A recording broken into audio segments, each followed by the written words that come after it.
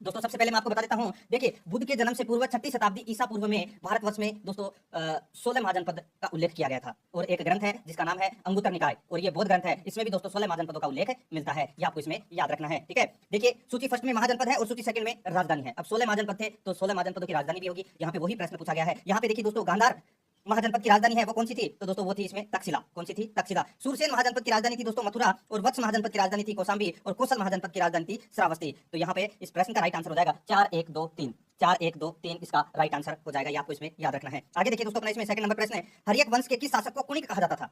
हर्यक वंश के किस शासक को कुणिक कहा जाता था, तो दोस्तों इसका जो राइट आंसर हो जाएगा वो है अजातशत्रु को कुणिक कहा जाता था, ये आपको इसमें याद रखना है। ठीक है दोस्तों, अजातशत्रु ने लिच्छवी गणराज्य की राजधानी वैशाली को जीतकर मगध साम्राज्य में मिला दिया था और अजातशत्रु का पुत्र था जिसका नाम था दोस्तों उदयन और उदयन ने दोस्तों अजातशत्रु की हत्या करके सिंहासन पर बैठ गया था। ठीक है, ये आपको इसमें याद रखना है। तो इसमें राइट आंसर हो जाएगा कुणिक किसको कहा जाता है, अजातशत्रु को। सी नंबर का ऑप्शन बिल्कुल सही उत्तर हो जाएगा। 3 नंबर का प्रश्न है, इसमें देखिए किस शासक ने गंगा एवं सोन नदियों के संगम पर पाटलिपुत्र नामक नगर की स्थापना की।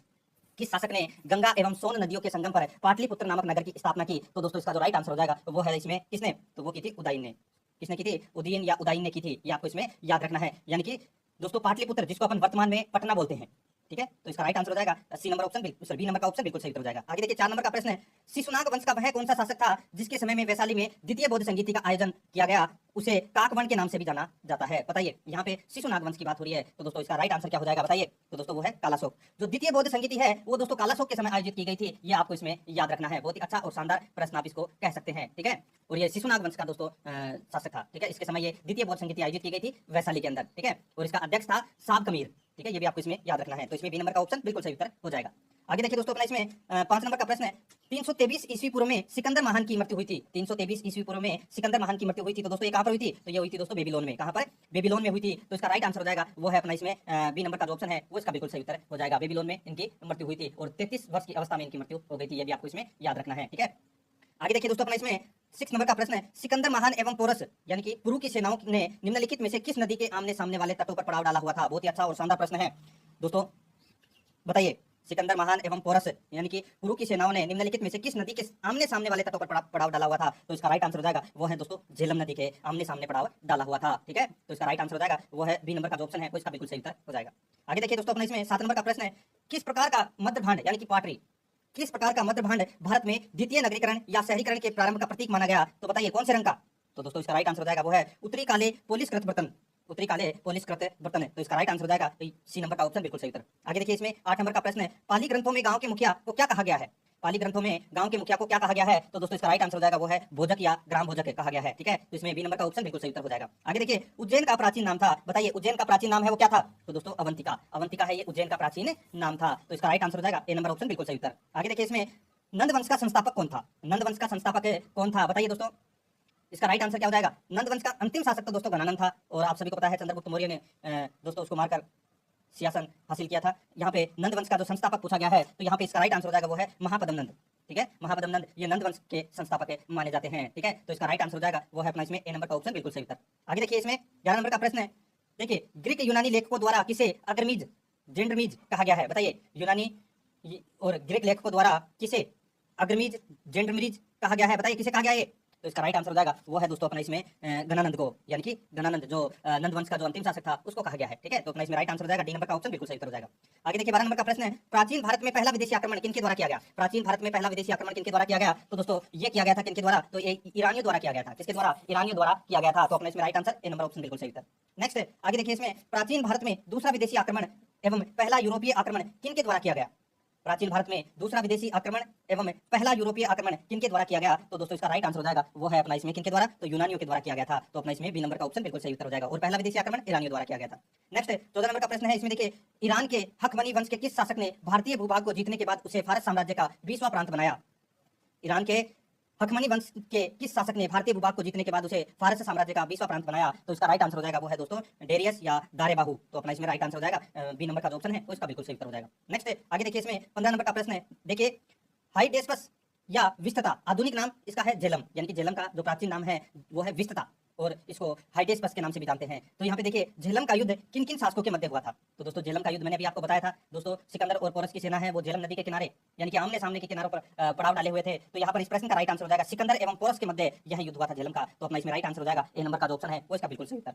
आगे देखिए इसमें सिकंदर ने भारत पर कब आक्रमण किया था। तो दोस्तों सिकंदर ने भारत पर कब आक्रमण किया था, तो ये किया था दोस्तों 326 ईस्वी पूर्व में। 326 ईस्वी पूर्व में दोस्तों सिकंदर ने भारत पर आक्रमण किया था। तो इसका राइट आंसर हो जाएगा ए नंबर ऑप्शन बिल्कुल सही उत्तर। आगे देखिए इसमें सूची फर्स्ट को सूची सेकंड से क्या करना है, सुमेलित करना है। सूची फर्स्ट में शासक है और सूची सेकंड में दोस्तों कौन से वंश से संबंधित है ये अपने को यहाँ पर बताना है। बहुत ही अच्छा और शानदार प्रश्न आप इसको कह सकते हैं। देखिए मित्रों यहाँ पर देखिए बिंबिसार है ये कौन से वंश का शासक है, तो बिंबिसार दोस्तों हर्यक वंश का शासक है। कौन से वंश का शासक है, हर्यक वंश का। और ये हर्यक वंश का दोस्तों प्रथम शक्तिशाली शासक था।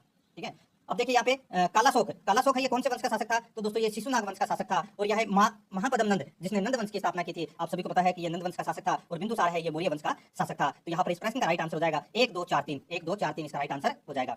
आगे देखिए 18 नंबर का प्रश्न है। यहाँ पर देखिए दोस्तों सूची फर्स्ट को सूची सेकंड के साथ में सम्मिलित करना है। सूची फर्स्ट में महाजनपद है और सूची सेकंड में आधुनिक क्षेत्र है।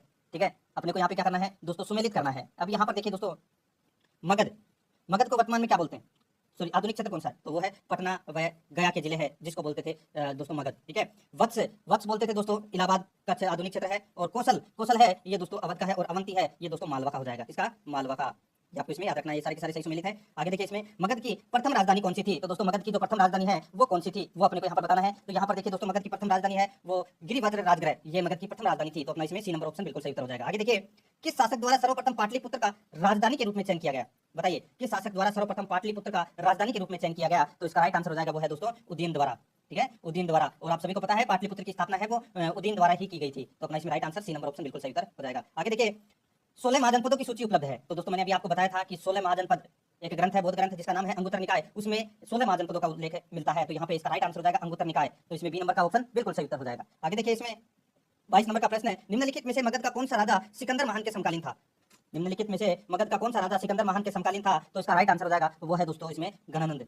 ठीक है, तो अपना इसमें राइट आंसर हो जाएगा बी नंबर का जो ऑप्शन है वो इसका बिल्कुल सही उत्तर हो जाएगा। ये आपको इसमें याद रखना है। ठीक है, आगे देखिए दोस्तों 23 नंबर का प्रश्न है, प्रथम मगध साम्राज्य का उत्कर्ष किस सदी में हुआ था। प्रथम मगध साम्राज्य का उत्कर्ष किस सदी में हुआ था, तो इसका राइट आंसर हो जाएगा वो है दोस्तों 6वीं सदी ईस्वी पूर्व में, 6वीं सदी ईस्वी पूर्व में। तो इसमें बी नंबर का ऑप्शन बिल्कुल सही उत्तर हो जाएगा। आगे देखिए 24 नंबर का प्रश्न है, सिकंदर की भारत में सफलता के निम्न कारण थे। सिकंदर की भारत में सफलता के निम्न कारण थे, तो इसका राइट आंसर हो जाएगा वो है दोस्तों, बताइए कौन से निम्न कारण थे, ये अपने को यहाँ पर बताना है। बहुत ही अच्छा और शानदार प्रश्न आप इसको कह सकते हैं।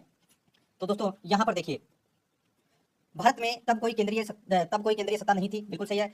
उसकी सेना श्रेष्ठ प्रकार की थी, बिल्कुल सही है। उसे देशद्रोही भारतीय शासकों का सहयोग मिला, बिल्कुल सही है। वह एक अच्छा प्रशासक था, बिल्कुल सही है। ये सिकंदर की भारत में सफलता के प्रमुख कारण थे। ठीक है, तो इसमें सारे के सारे सही है। तो अपना इसमें राइट आंसर क्या हो जाएगा, डी नंबर का जो ऑप्शन है वो इसका बिल्कुल सही उत्तर हो जाएगा। 1 2 3 4 चारों ही इसमें क्या है सही है। अब आगे देखिए दोस्तों सूची फर्स्ट को सूची सेकंड के साथ में क्या करना है, सुमेलित करना है। सूची फर्स्ट में राजा है और सूची सेकंड में राज्य है। बताना है कि कौन सा राजा कौन से राज्य में राज्य का शासक था।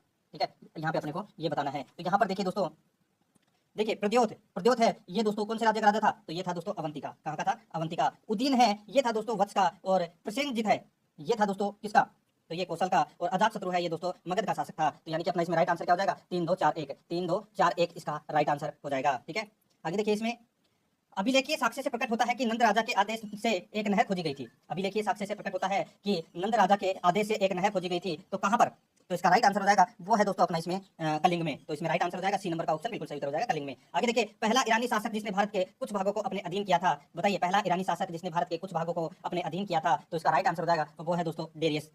तो अपना इसमें सी नंबर ऑप्शन सही उत्तर हो जाएगा, डेरियस। आगे देखिए मगध के राजा अजातशत्रु का सदैव किस गणराज्य के साथ युद्ध रहा। मगध के राजा अजातशत्रु का सदैव किस गणराज्य के साथ युद्ध रहा, तो इसका राइट आंसर हो जाएगा वो है दोस्तों अपना इसमें कौन सा, तो वो है वज्जी संघ यानी कि वैशाली। तो अपना इसमें राइट आंसर हो जाएगा ए नंबर ऑप्शन बिल्कुल सही उत्तर। आगे देखिए वज्जी संघ के विरुद्ध मगध, यहाँ पे देखिए वज्जी संघ के विरुद्ध मगध राज्य के किस शासक ने प्रथम बार रथ मुसल यानी कि एक ऐसा रथ जिसमें गद्दा जैसा हथियार जुड़ा था तथा महाशिलाकंटक यानी कि पत्थर फेंकने वाला एक युद्ध यंत्र नामक गुप्त हथियारों का प्रयोग किया, बताइए किस शासक ने प्रथम बार दोस्तों रथ मुसल और महाशिलाकंटक का प्रयोग किया था, तो इसका जो राइट आंसर हो जाएगा वो है दोस्तों अजातशत्रु ने किया था। तो अपना इसमें राइट आंसर हो जाएगा ए नंबर का ऑप्शन बिल्कुल सही उत्तर हो जाएगा। आगे देखिए नंद वंश का अंतिम सम्राट कौन था, तो दोस्तों मैंने भी आपको बताया था जिसको अपन घननंद भी बोल सकते हैं और गणानंद भी बोल सकते हैं। तो अपना इसमें बी नंबर का ऑप्शन है वो इसका बिल्कुल सही उत्तर हो जाएगा। आगे देखिए इसमें 31 नंबर का प्रश्न है, भारत में सिक्कों या मुद्रा का प्रचलन कब हुआ। भारत में सिक्कों या मुद्रा का प्रचलन है ये कब हुआ, तो इसका राइट आंसर हो जाएगा वो है दोस्तों 600 ईस्वी पूर्व में दोस्तों भारत में सिक्कों या मुद्रा का प्रचलन हुआ। सी नंबर का जो ऑप्शन है वो इसका बिल्कुल सही उत्तर हो जाएगा। आगे देखिए निम्न राजाओं पर विचार करना है अपने को, ठीक है, और अपने को बताना है कि इनमें से कौन कौन बुद्ध के समकालीन थे, इनमें से कौन कौन बुद्ध के समकालीन थे, ये अपने को यहाँ पर बताना है, ठीक है। बहुत ही अच्छा और शानदार प्रश्न आप इसको कह सकते हैं, ठीक है। तो यहाँ पर देखिए दोस्तों, एक तो अजातशत्रु और एक है प्रसेनजित, ये दोनों शासक हैं, ये दोस्तों बुद्ध के समकालीन थे। तो यानी कि अपना इसमें राइट आंसर हो जाएगा 1 और 3, इसमें बिल्कुल सत्य है। सी नंबर का जो ऑप्शन है वो इसका बिल्कुल सही उत्तर हो जाएगा। आगे देखिए, इसमें 6ठी सदी ईस्वी पूर्व के दौरान बड़े राज्यों के उदय का प्रमुख कारण क्या था? बड़े राज्यों का उदय का जो कारण है वो क्या था, ये अपने को यहाँ पर बताना है। तो देखिए, उत्तर प्रदेश और बिहार में व्यापक पैमाने पर लोहे का उपयोग, ये दोस्तों इसमें प्रमुख कारण था उदय का। तो इसका राइट आंसर हो जाएगा ए नंबर का ऑप्शन बिल्कुल सही उत्तर हो जाएगा। आगे देखिए दोस्तों, अपना इसमें 34 नंबर का प्रश्न है, मगध सम्राट बिंबिसार ने अपने राजवैद्य जीवक को किस राज्य के राजा की चिकित्सा के लिए भेजा था? बहुत ही अच्छा प्रश्न है। मगध सम्राट बिंबिसार ने अपने राजवैद्य जीवक को किस राजा यानी कि किस राजा की चिकित्सा के लिए भेजा था? तो दोस्तों इसका राइट आंसर, वो राज्य कौन सा था वो अपने को यहाँ पर बताना है। तो इसका राइट आंसर हो जाएगा वो है दोस्तों अवंती के राजा की चिकित्सा के लिए भेजा था जीवक को, किसने? बिंबिसार ने। सी नंबर का ऑप्शन बिल्कुल सही उत्तर हो जाएगा, ये आपको इसमें याद रखना है। और ये बिंबिसार है, ये हर्यक वंश का शासक था, ये भी आपको इसमें याद रखना है। आगे देखिए, किस शासक ने अवंती को जीतकर मगध का हिस्सा बना दिया? किस शासक ने अवंती को जीतकर मगध का हिस्सा बना दिया? तो इसका राइट आंसर हो जाएगा वो है दोस्तों इसमें शिशुनाग ने। तो इसका राइट आंसर हो जाएगा इसमें सी नंबर का ऑप्शन बिल्कुल सही उत्तर हो जाएगा, ये आपको इसमें याद रखना है। आगे देखिए, इसमें 36 नंबर का प्रश्न है, किस मगध सम्राट ने अंग का विलय अपने राज्य में कर लिया? किस मगध सम्राट ने अंग का विलय अपने राज्य में कर लिया? तो इसका राइट आंसर हो जाएगा वो है दोस्तों बिंबिसार ने। तो इसमें ए नंबर का जो ऑप्शन है वो इसका बिल्कुल सही उत्तर हो जाएगा, बिंबिसार। आगे देखिए, शिशुनाग ने किस राज्य का विलय मगध साम्राज्य में नहीं किया? शिशुनाग ने किस राज्य का विलय मगध साम्राज्य में नहीं किया? तो इसका राइट आंसर हो जाएगा वो है दोस्तों अपना इसमें काशी में नहीं किया, ठीक है। यानी कि काशी राज्य का विलय है वो मगध साम्राज्य में नहीं किया। तो इसमें राइट आंसर हो जाएगा डी नंबर ऑप्शन बिल्कुल सही उत्तर, अवंती और वत्स इन दोनों का किया था, ठीक है। आगे देखिए, इसमें यहाँ पे देखिए, काशी और लिच्छवी का विलय मगध साम्राज्य में किसने किया? तो इसका राइट आंसर हो जाएगा वो है दोस्तों अजातशत्रु ने। तो इसमें बी नंबर का ऑप्शन बिल्कुल सही उत्तर हो जाएगा। आगे देखिए, इसमें मगध साम्राज्य के बारे में कौन सा कथन है वो सही नहीं है, वो अपने को यहाँ पर बताना है। तो यहाँ पर देखिए दोस्तों, बहुत ही अच्छा और शानदार प्रश्न है। तो देखिए दोस्तों, कौन सा सही नहीं है ये बताना है। देखिए, पुराणों एवं महाकाव्यों के अनुसार इसकी स्थापना भरतरथ ने की, बिल्कुल सही है। महापद्मनंद ने इसे सर्वाधिक विस्तार प्रदान किया तथा सर्वशतांक यानी कि क्षत्रियों का अंत करने वाला एवं इकराट की उपाधि धारण की, बिल्कुल सही है। दोनों सही है इसमें मगध साम्राज्य के बारे में। तीसरा देखिए, इसमें गिरिभद्र, राजगृह, पाटलिपुत्र एवं वैशाली क्रमशः इसकी 4 राजधानियां बनी, बिल्कुल सही है। तो दोस्तों इसमें तीनों कथन बिल्कुल सत्य है। तो इसका राइट आंसर हो जाएगा, इनमें से कोई भी गलत नहीं है। तो इसमें डी नंबर का ऑप्शन बिल्कुल सही उत्तर हो जाएगा। 40 नंबर का प्रश्न है, इसमें देखिए, सिकंदर के आक्रमण के समय उत्तर भारत पर निम्नलिखित राजवंशों में किस एक का शासन था?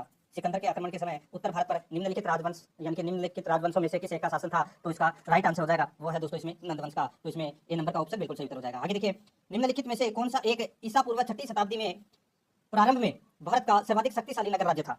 तो वो कौन सा था वो अपने को यहाँ पर बताना है। तो दोस्तों इसका राइट आंसर हो जाएगा वो है मगध। कौन सा था? मगध। डी नंबर का जो ऑप्शन है वो इसका बिल्कुल सही उत्तर हो जाएगा। आगे देखिए दोस्तों, 42 नंबर का प्रश्न है, निम्नलिखित में से कौन कौन से भारत पर ईरानी आक्रमण के प्रभाव के रूप में माना जाता है? निम्नलिखित में से कौन कौन से भारत पर ईरानी आक्रमण के प्रभाव के रूप में माना जाता है, ये अपने को यहाँ पर बताना है। तो यहाँ पर देखिए दोस्तों, खगोष्ठी लिपि का प्रचार बिल्कुल सही है। अभिलेख उत्कीर्ण करने की कला का प्रचार बिल्कुल सही है। ईरानियों की सतर्क प्रणाली का प्रचार ये भी बिल्कुल सही है। घंटा आकार के गुंबद की कला का प्रचार ये भी इसमें बिल्कुल सही है। 5वां है स्त्री अंगरक्षकों की नियुक्ति, ये भी इसमें बिल्कुल सही है। यानी कि इसमें 1 2 3 4 5 पांचों ही इसमें क्या है? सही है। डी नंबर का ऑप्शन बिल्कुल सही उत्तर हो जाएगा। आगे देखिए, निम्न में से कौन सा एक सिकंदर के आक्रमण के प्रभाव यानी कि निम्नलिखित में से कौन सा एक सिकंदर के आक्रमण का प्रभाव नहीं था? बताना है अपने को कौन सा एक नहीं था। मैं यहाँ पे आपको डायरेक्ट बता देता हूँ। देखिए, उसने भारत को यूनान की रियासत बनाया, ये गलत हो जाएगा दोस्तों। तो इसमें डी नंबर का ऑप्शन बिल्कुल सही उत्तर हो जाएगा। आगे देखिए, निम्नलिखित में से किस राज्य में गणतंत्रात्मक शासन व्यवस्था नहीं थी?